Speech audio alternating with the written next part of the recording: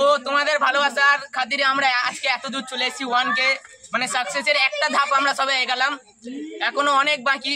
তো তোমরা যদি সাপোর্ট করো তো ইনশাল্লাহ আমরা আরো অনেক বড় চ্যানেলে গ্রো করবো। এত মেম্বার হয়েছি, আগে আরো ছিল কিন্তু জানি না আর সব কই, ইনশাল্লাহ আরো সব আসবে। আমাদের এই ভিডিও করার কোনো প্ল্যান ছিল না আগের থেকে, মানে এটা 1.5 বছর এই খাটার পর আমাদের সবে 1K হলো। 1.5 বছর আগে আমরা কারোর প্ল্যান ছিল না, কে কোথায় ছিল কেউ জানতাম না।